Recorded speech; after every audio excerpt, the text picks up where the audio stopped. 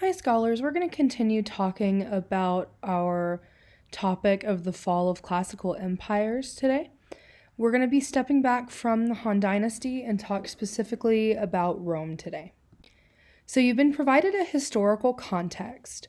What you're going to do is pause the video once you read over the material here, and you're going to compose a historical context paragraph that's made up of about 3 to 4 complete sentences. Make sure you include at least one element from each of these 3 categories: time, place, and key historical events. Go ahead and pause the video at this time and complete your historical context paragraph. All right, now that you've finished your historical context, we're going to go on to our DBQ for the day.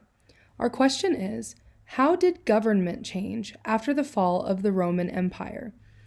Take another about 30 seconds, pause the video, and jot down the notes for your DBQ to make sure that we're all on the same page. All right, so now we're about to start getting into one of the most interesting eras of Roman history. Document A is an excerpt from the text Roman History by Eutropius. It was written in 387 CE, and he describes the decision of Emperor Diocletian to create a co-emperor, thereby splitting the empire under the rule of 2 leaders in 285 CE. What you're going to do, again in a moment, you'll pause the video, read over document A. The questions I want you to consider while you're reading over this and before you create your central idea are the ones to the right of your screen. What does Emperor Diocletian do in document A? Why does he do this? Make sure you have evidence that you can cite. When did the divide happen? What change was made after he retired, he being Diocletian? And if there were multiple emperors and a divided empire, how did the government change from what we've known of Rome before? So go ahead and pause your video at this time, read over document A carefully, and then we'll discuss this new form of government. All right, so Diocletian makes a really, really important decision here, and this is going to forever change the fate of the Roman Empire. He splits the empire into a reasonable size, or at least what he considers reasonable. Rather than Rome being under one ruler, he splits it originally into 2. He follows through and gets Maximinus on board, and he has him kind of be his co-emperor. Think of it like, you have 2 co-captains on a football team or something like that. They have the same amount of power, but they control different things, right? And then once he does this, he adds an extra layer of authority. So you have Diocletian and Maximinus on top. Their title is Augustus. And then below them, you have Constantius and Galerius. These are the Caesars that report to both of these Augustus or emperors. This makes it to where there are now 4 people helping rule this huge empire rather than just having one guy. Right? I want you to remember what you know about Rome and why they would have been concerned about one specific ruler having all of the power. We talked a lot between the change of the monarchy to the republic and then the republic to the empire, and we've seen a lot of power struggles. So I want you to keep those things in mind when you consider the tetrarchy. For all of my nerds who really like to go through the roots, tetrarchy comes from 2 words. Tetra means 4, and again, archos means rule. And you guys should know that one already. So let's go ahead and take a look at document B. Document B, again, is one of our more tricky documents because it's a map, and that's something that we always have to look and make sure we can pull as much evidence as possible, but also don't be afraid to make inferences when we're creating our central ideas. So this is a map of the Eastern and Western Empire in 285 CE. If for some reason you don't understand why we see an Eastern and Western Empire, go back and take a look at document A to make sure that you got all of those really important key pieces of information.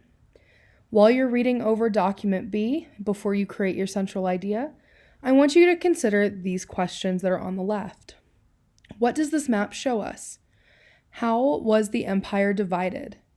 Who ruled each side?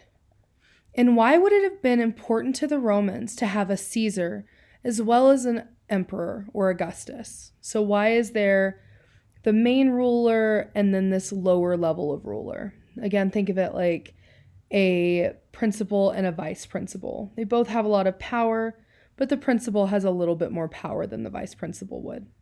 So go ahead and pause the video, take some time, and look over document B and create your central idea. Alrighty, document C.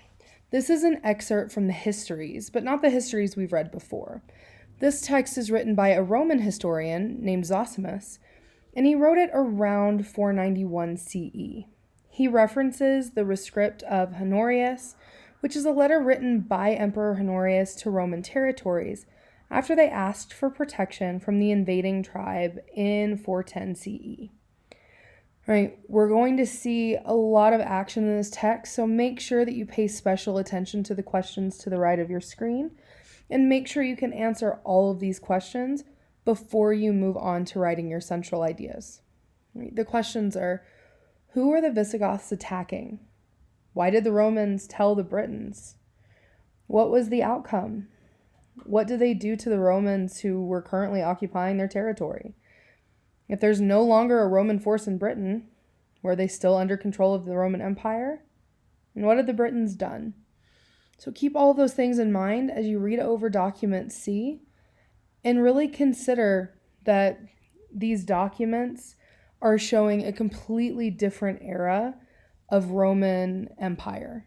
So go ahead and pause the video at this time and unpause when you're ready and you've completed your central idea. All right, so this is going to bring us to the end of our packet. Your last page, I want you to really think about all these ideas that we've considered over the course of the lesson and determine 3 ways that the government has changed. Again, going back to that DBQ, we want to answer, how did government change after the fall of the Roman Empire?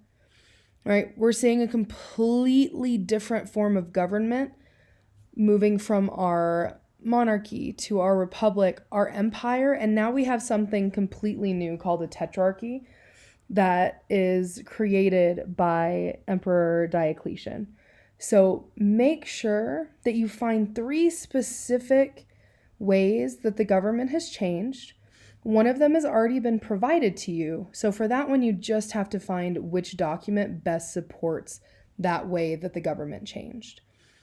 Your exit ticket also looks a little bit different because you are taking a look at an assertion and you're trying to make it better.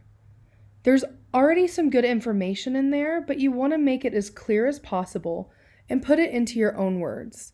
Remember, I always want to hear your voice behind what you're saying, not just you repeating what I've said or something that an author says. I want to hear you. All right, and then you're going to use a central idea, so a piece of evidence that you've already created, to support your assertion that you're altering.